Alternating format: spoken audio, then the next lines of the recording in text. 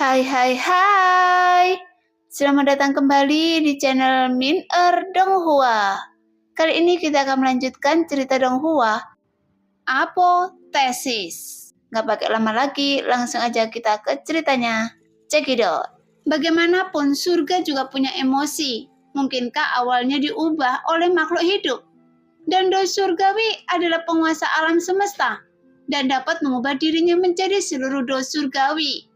Jadi seberapa kuatkah makhluk itu? Sekarang emosi yang keluar dari fragmen ini membuat Lo Sheng memahami ketidakberdayaan. Ketika Ying Tian hancur, setelah Ying Tian hancur, jalan surga yang baru harus dibentuk. Seperti yang dikatakan Sun, jalan surga saat ini adalah langit. Pejuang yang tak terhitung jumlahnya di dunia akan menghadapi kesengsaraan hidup dan mati. Setelah menerobos alam hidup dan mati, akan ada kesengsaraan kecil dan kesengsaraan besar. Dan kesengsaraan ini adalah malapetaka ini diturunkan dari langit. Dengan kata lain, setelah Ying Tian hancur, dia digantikan sepenuhnya oleh langit. Namun hal-hal ini adalah rahasia yang belum terpecahkan oleh Lo Sheng. Tetapi sekarang dia telah memperoleh sepotong Dao Surgawi. Dia mungkin memiliki kesempatan untuk berpartisipasi di dalamnya di masa depan. Tetapi Lo Sheng tidak tahu rahasia luar biasa macam apa yang akan dihadapi. Dalam analisis kecil Lo Sheng, selain ingatan dan emosi dari fragmen itu sendiri, Lo Sheng menemukan sesuatu yang istimewa. Dan hal-hal yang dipetakan ke dalam pemikiran Lo Sheng terdiri dari karakter, baris demi baris tersusun rapi. Ada 2 karakter di setiap baris. Karakter atas berwarna emas dan karakter bawah berwarna emas tua. Sepertinya ada pertanyaan dan jawaban. Tapi Lo Sheng tidak tahu bahwa karakter ini adalah hukum sebab dan akibat yang tercatat dalam fragmen Dao Surgawi. Karakter pada baris pertama adalah sebab dan karakter pada baris kedua adalah akibat. Semua pejuang di seluruh dunia yang ingin mengamalkan sebab dan akibat, tapi hanya dapat memilih hukum sebab akibat yang sudah ada di jalan surga untuk dipraktekkan. Jadi karakter-karakter ini adalah garis besar dunia dan semua aturan sebab dan akibat. Efek tertulis di dalamnya.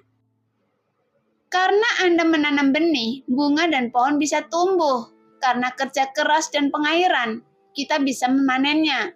Karena saya mempraktekkan teknik khusus tertentu, saya dapat menerobos pada waktu tertentu. Setiap makhluk, setiap pejuang, dan bahkan setiap tumbuhan termasuk dalam sebab dan akibat. Jadi hukum sebab dan akibat adalah aturan tertinggi di seluruh alam semesta.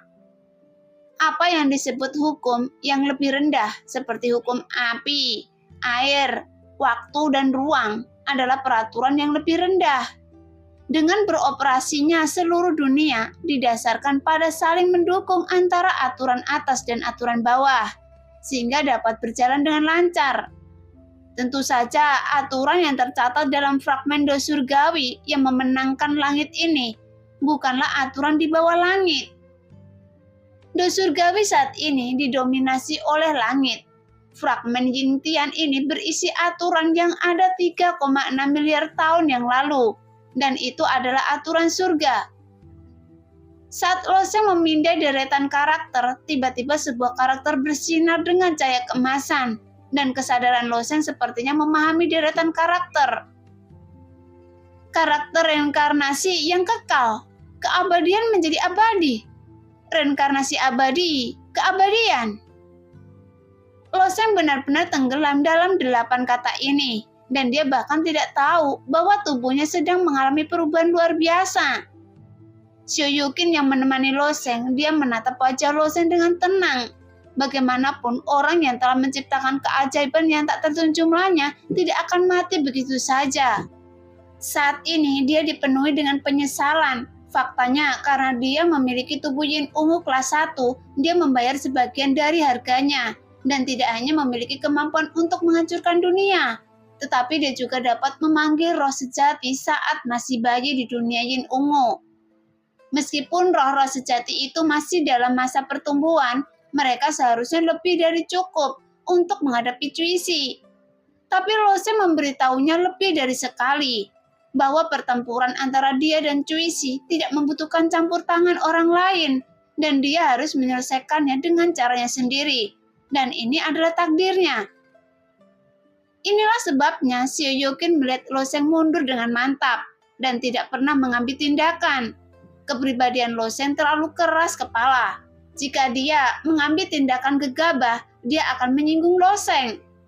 Jadi Xiao Yokin sekarang takut menyinggung pria sombong ini. Tapi melihat Loseng seperti ini, Xiao Yokin secara alami sangat menyesalinya. Jika dia diberi kesempatan lagi, dia tidak akan ragu untuk kehilangan masa hidupnya. Dan dia juga akan membawa roh sejati ke dunia dan membunuh Cuisi. Bahkan jika itu berdampak pada hati seni bela diri Loseng, itu masih jauh lebih baik daripada situasi hidup dan mati saat ini.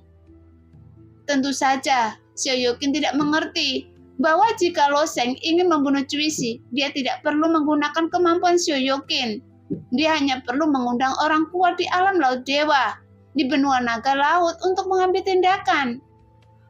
Namun Loseng sekarang berjalan di jalur seni bela diri yang tidak memihak dan mulia. Bergerak maju dengan postur yang hampir sempurna untuk menuju puncak. Di jalan ini, dia tidak mengizinkan kekurangan apapun yang tidak berarti bahwa metalitas Loseng tidak dapat mencapai puncaknya. Jika Cuisi dalam masalah, tetapi jika dia meminjam kekuatan eksternal, Cuisi pasti akan berubah menjadi iblis batiniahnya di masa depan, dan itu akan meledak pada saat kritis yang akan memberinya hasil yang tidak terduga. Ekspresi aneh tiba-tiba muncul di wajah Xiao Yokin. Sun di sebelahnya menatap wanita itu dengan dingin dan bertanya, "Ada apa ini?" "Loseng, tubuh Loseng tampaknya menjadi lebih kecil." Xiao Yokin berkedip, pupil matanya yang jernih penuh dengan penampilan yang luar biasa. "Omong kosong." Sun tiba-tiba menatap Loseng, tiba-tiba wajahnya terkejut. "Itu memang menjadi lebih kecil." Sekarang, ukuran tubuh Loseng tiba-tiba menjadi lebih kecil dan seluruh penampilannya juga mengalami beberapa perubahan. Wajah tampannya sekarang kehilangan perubahan hidup dan kehancuran dan menjadi lebih kekanak-kanakan.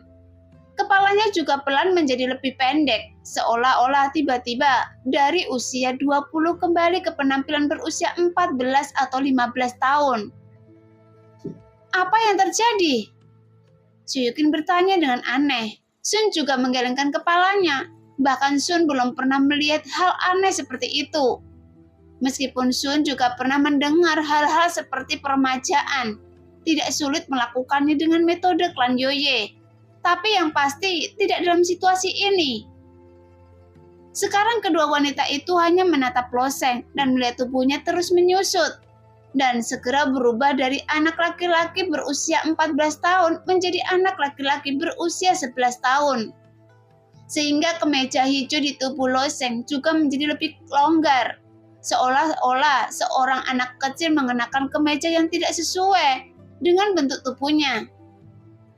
"Ini semakin kecil lagi," Sun berkata dengan ekspresi terkejut di wajahnya. Hampir dalam sekejap mata, Loseng menjadi berusia 7 atau 8 tahun lagi. Kemudian dia tampak seperti berusia 3 atau 4 tahun, dan terus berubah seperti berumur 1 atau 2 tahun. Pada akhirnya, Loseng berubah menjadi bayi. Mata Xiao Yokin berkedip menatap bayi kecil di tanah, dan tiba-tiba berkata, "Apakah Loseng tidak seperti ini ketika dia masih kecil?" Jelas bayi itu terlihat sangat lucu dengan wajah bulat melotot dan 2 bulu mata yang panjang dan tebal. Jika bukan karena keselamatan Loseng, Xiao Yokin pasti ingin menggendongnya dan menciumnya. Namun Sun tidak memiliki pikiran yang sama seperti Xiao Yokin. Dia juga sedang berpikir keras sekarang. Ini adalah pertama kalinya dia melihat hal aneh seperti itu. Jika dia menebak dengan benar, itu seharusnya menjadi alasan situasi Loseng saat ini, yang sedang mengalami perubahan luar biasa. Jadi, apa yang Loseng sadari dalam pecahan itu? Atau apakah itu menyentuh semacam hukum sebab dan akibat? Saat Sun sedang berpikir, tubuh Losen tiba-tiba mulai membengkak dan dia secara bertahap tumbuh seperti bayi dan secara bertahap kembali menjadi anak laki-laki. Ini dia. Mata Sun tiba-tiba berkilat dan sebuah pemikiran aneh tiba-tiba muncul di benaknya. Apakah ini pembentukan kembali tubuh fisik atau reinkarnasi dari tubuh fisik? Bahkan Sun dan King Long hanya tahu sedikit tentang hukum sebab dan akibat. Hukum sebab dan akibat adalah aturan yang paling penting di jalan surga. Bahkan orang kuat di tingkat Tian Sun pun mengalami kesulitan dalam mengendalikannya. Dan Tian Sun yang mengendalikan hukum sebab dan akibat adalah salah satu yang terbaik. Dalam kesan Sun, pembentukan kembali tubuh fisik dan reinkarnasi fisik dapat mencapai efek ini. Tetapi jika dilihat seperti ini, Sun tidak dapat membedakannya. Lagi pula, dia belum melihat hukum sebab dan akibat seperti itu dengan matanya sendiri. Mana yang lebih penting? Shoyokin bertanya dengan prihatin. Sun tersenyum sedikit, kemudian menggelengkan kepalanya dan berkata, itu tidak terlalu menjadi masalah. Jika itu adalah pembentukan kembali fisik, itu dapat membuat tubuh fisik Loseng lebih murni. Jika itu adalah reinkarnasi fisik, itu tidak akan berdampak lain padanya. Tapi saya yakin dia bisa bangun. Kemarilah. Sun berpikir bahwa tubuh Loseng sudah jauh lebih murni daripada prajurit biasa. Di bawah penekanan Hong Meng Tian Gang, sehingga tubuhnya seperti keberadaan monster di seluruh dunia. Karena membentuk kembali tubuh akan menjadi sangat membantu prajurit. Dan ini adalah petualangan besar bagi saya. Tetapi itu mungkin bukan hal yang baik untuk Loseng. Karena tubuh yang dibentuk kembali mungkin tidak lebih kuat dari tubuhnya saat ini. Ya, Shoyokin mengangguk. Dia tidak peduli apa itu. Dia hanya perlu Loseng untuk bangun. Setelah tubuh Loseng mengembang dengan kecepatan yang terlihat, tetapi setelah dia menjadi lebih kecil sebelumnya, Shoyokin telah mengesampingkan pakaiannya dan sekarang Loseng menjadi halus dan mulus. Sun melihat pemandangan di depannya tanpa ekspresi, sementara Shoyokin melirik Sun dengan tenang, dengan sedikit rona di wajahnya. Meskipun Shoyokin tidak asing dengan tubuh Loseng, dia mengagumi dirinya sendiri dengan wanita lain, karena dia masih belum terbiasa ke tubuh pria. Setelah dipikir-pikir lagi, Sun awalnya ada di tubuh Loseng, jadi dia takut karena dia mengenal Loseng lebih baik daripada dirinya sendiri. Dan Shoyokin tidak memikirkan level ini sebelumnya. Dengan cara ini, bukankah Sun akan dengan jelas mendengar kata-kata itu ketika dia terjerat dengan Loseng? Memikirkan hal ini, wajah Shoyokin menjadi semakin merah. Melihat Shoyokin seperti ini, Sun merasa bingung. Tapi wanita ini awalnya cukup aneh, jadi Sun tidak repot-repot memperhatikannya. Ketika tubuh Loseng terus tumbuh, dia dengan cepat kembali menjadi seorang anak berusia 7 atau 8 tahun. Seorang anak laki-laki berusia 11 atau 12 tahun. Perlahan membentuk tubuh Loseng pulih sepenuhnya dan kembali ke penampilan pemuda berusia 20 tahun. Sekarang kedua wanita itu menatap Loseng dengan penuh semangat dan bertanya-tanya apakah dia akan bangun. Setelah menunggu lama, tubuh Loseng tiba-tiba bergetar dan dia tiba-tiba membuka matanya. Pada saat yang sama, langit di alam ungu berwarna ungu tua dengan garis-garis aurora ungu kehitaman yang terus-menerus beredar di langit. Dan matahari ungu besar di cakrawala memancarkan cahaya ungu centil. Loseng menatap lingkungan yang aneh ini dan kemudian menyadari bahwa Sun dan Shoyokin ada di sampingnya. Di mana ini? Sun segera menjawab. Shoyokin membawa Anda ke alam jin ungu. Shoyokin tidak peduli tentang apapun dan melemparkan dirinya ke pelukan Loseng. Kegembiraan di wajahnya tidak ditutupi sama sekali. Kemudian Loseng menggendong Shoyokin dan terus bertanya, di mana Cuisi? Bagaimanapun, kehidupan dan kematian Cuisi sangat penting dan itu juga yang paling dikhawatirkan oleh Loseng. Belum mati, jawab Sun singkat. Bukankah dia sudah mati? Loseng menunduk dan bergumam, menunjukkan sedikit penyesalan. Namun dari sudut matanya, dia melihat Neng Yudi di sebelahnya. Ekspresinya tiba-tiba berubah. Dia menggendong Sioyokin ke samping dan mengulurkan tangannya ke arahnya dan mencondongkan tubuhnya ke hidung kecil Neng Yudi. Lagi pula, Cuisi menembakkan dua angin kehidupan dan kematian. Satu mengenai Loseng dan yang lainnya mengenai Neng Yudi. Dan Loseng sangat jelas tentang bahaya angin kehidupan dan kematian ini. Bahkan raksasa abadi tidak memiliki perlawanan terhadap angin kehidupan dan kematian. Dan dia sendiri mengandalkan pecahan surga untuk pulih. Lalu bagaimana dengan Neng Yudi? Tapi Loseng dapat merasakan nafas sejuk Neng Yudi, yang berarti tubuh Neng Yudi masih hidup. Namun vitalitas yang berasal dari tubuh Neng Yudi sangat lemah. Melihat wajah Loseng berangsur-angsur tenggelam, Sun berkata, "Angin hidup dan mati secara langsung melahap vitalitas. Hukum sebab dan akibat yang terkandung di dalamnya akan menyebabkan kematian jika disentuh, sehingga tidak mungkin untuk dilawan. Jadi sekarang vitalitasnya hampir habis." Loseng mengangguk diam-diam. Bahkan raksasa abadi itu mati setelah tertiup angin kehidupan dan kematian. Dia dan Neng Yudi mampu bertahan hidup, sebagian besar karena pecahan doa surgawi, yang sebagian mengimbangi hukum sebab dan akibat kehidupan dan kematian. Namun sekarang, Neng Yudi juga dalam kondisi hampir mati, dan Loseng tidak tahu bagaimana cara memulihkannya, karena dia sendiri menggunakan hukum reinkarnasi dan sebab akibat dipecahkan surga untuk sepenuhnya memulihkan kondisinya saat ini.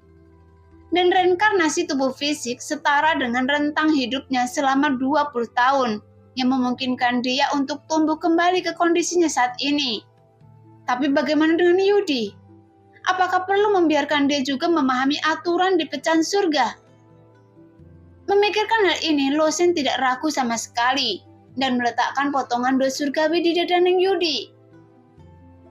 Sekarang mereka bertiga menunggu dengan tenang untuk beberapa saat, tetapi Neng Yudi tidak merespon sama sekali dan pecahan surga juga tidak merespon.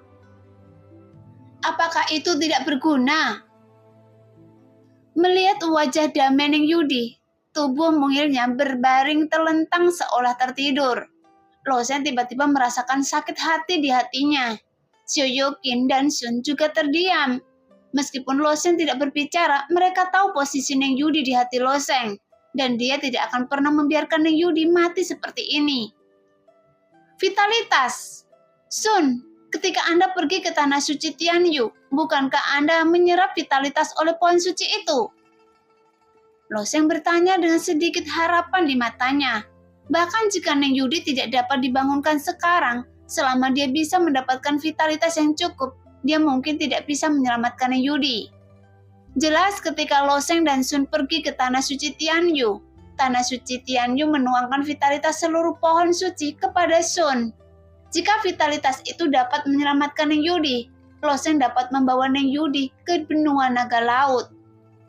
Tapi tanpa diduga, Sun menggelengkan kepalanya dan berkata, "Tidak ada gunanya. Vitalitas pohon suci sangat istimewa. Pohon suci itu terhubung dengan hati seluruh klan Yoye. Vitalitas di dalamnya hanya cocok untuk klan Yoye, karena rasa lain sama sekali tidak dapat menanggungnya. Jika Neng Yudi adalah anggota klan Yoye saya, metode ini memang layak dilakukan." Setelah Sun selesai berbicara, Loseng terdiam lagi. Setelah beberapa nafas, wajah Loseng penuh dengan niat membunuh. Dia tiba-tiba berdiri, mengepalkan tinjunya erat-erat, dan pembuluh darah muncul di punggung tangannya. Kemudian dia berkata dengan dingin, "Saya akan memikirkan cara lain, apapun yang terjadi. Saya tidak mungkin membiarkan Neng Yudi mati. Tapi Cuisi, saya pasti akan membunuhnya. Sioyokin, bawa saya kembali."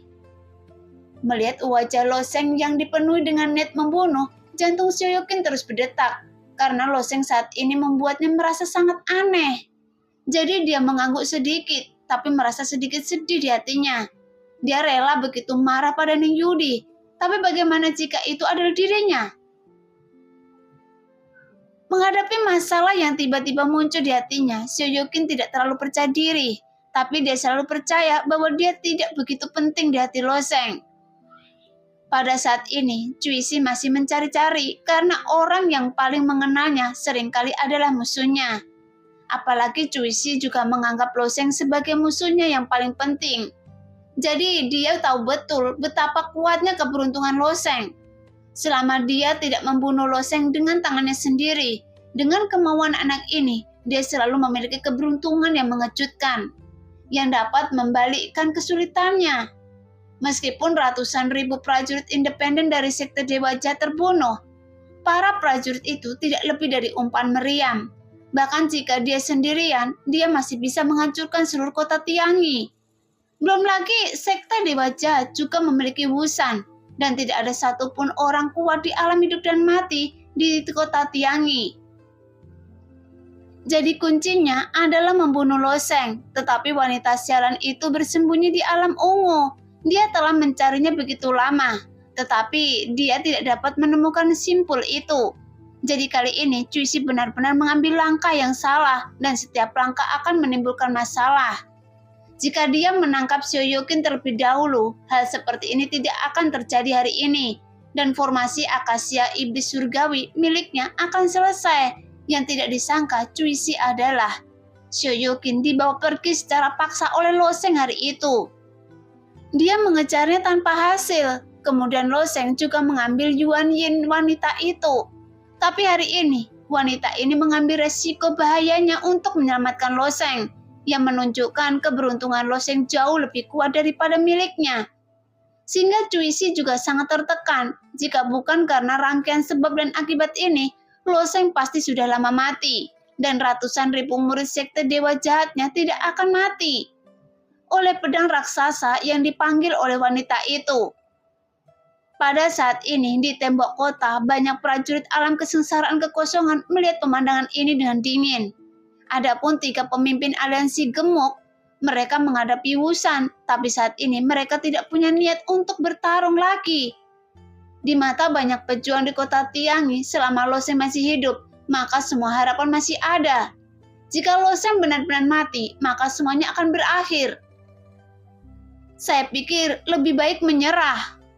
Seorang prajurit alam kesengsaraan kekosongan duduk tak berdaya di tembok kota Tiangi yang tidak lengkap dan berkata dengan ringan, "Kami, para pejuang aliansi bisnis dunia, lebih baik mati daripada menyerah.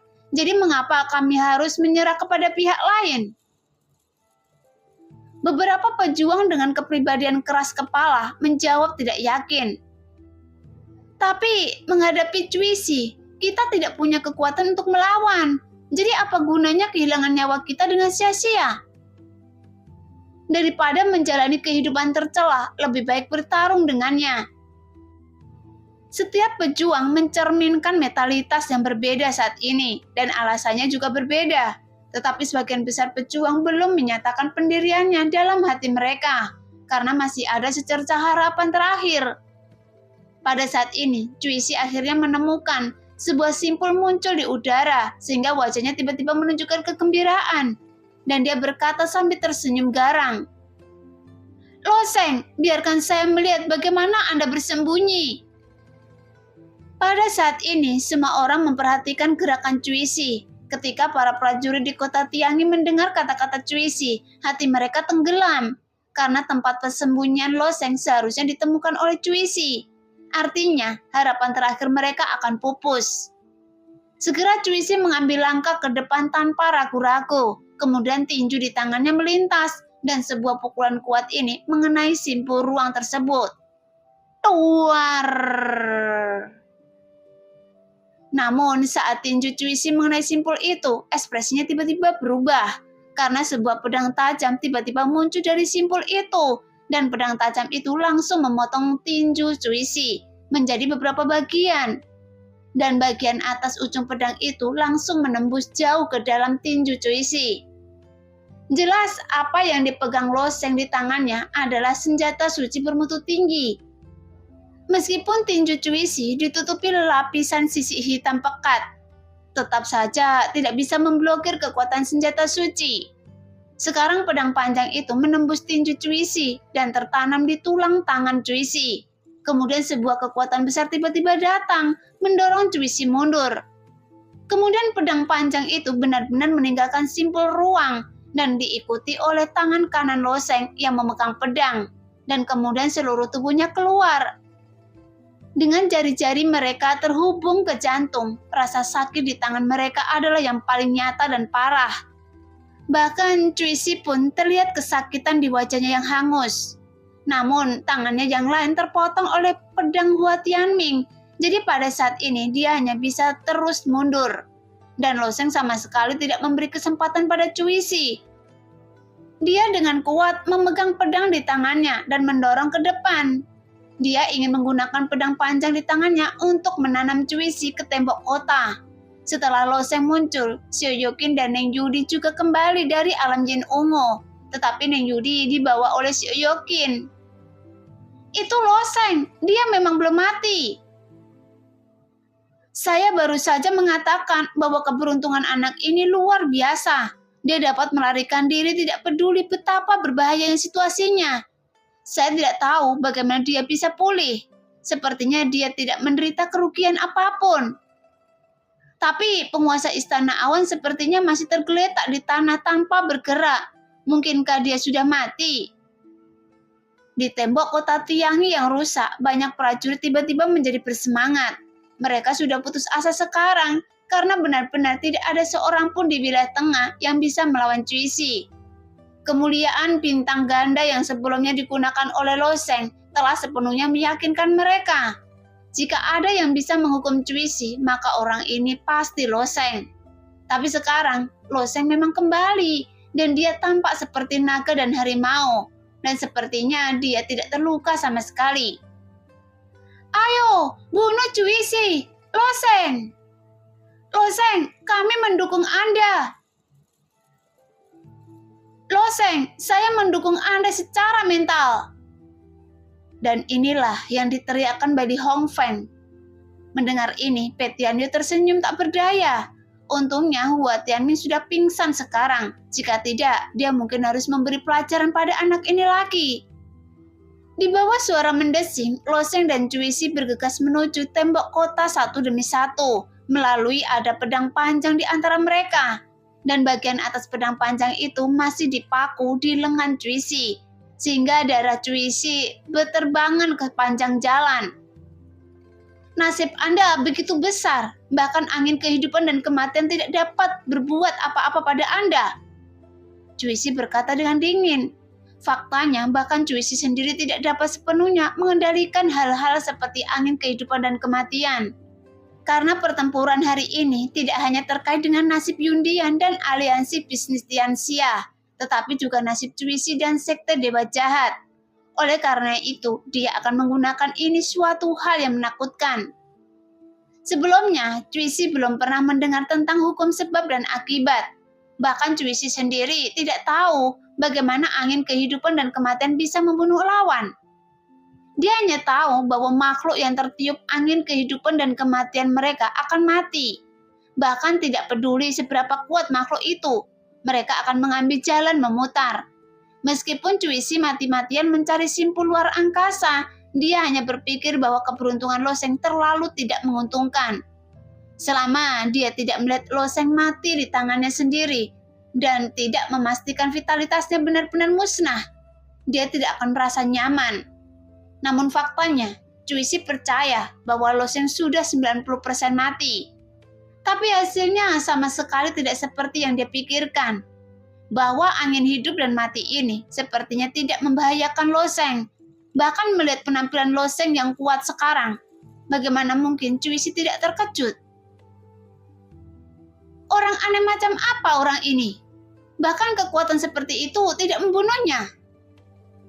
Perasaan tidak berdaya muncul dari hati Cuisi. Meskipun Cuisi mampu berkembang hingga saat ini, sebagai seorang pejuang yang mandiri, hati bela dirinya sekuat tembok tembaga, dan dia tidak akan pernah menyerah sampai dia mencapai target. Jadi berdarah dingin, kejam, tegas, dan tidak pernah ragu-ragu.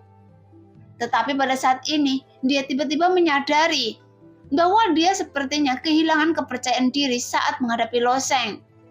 Saat para prajurit bertanding, apalagi para prajurit yang memiliki kekuatan serupa, mereka dapat bertarung dalam satu nafas.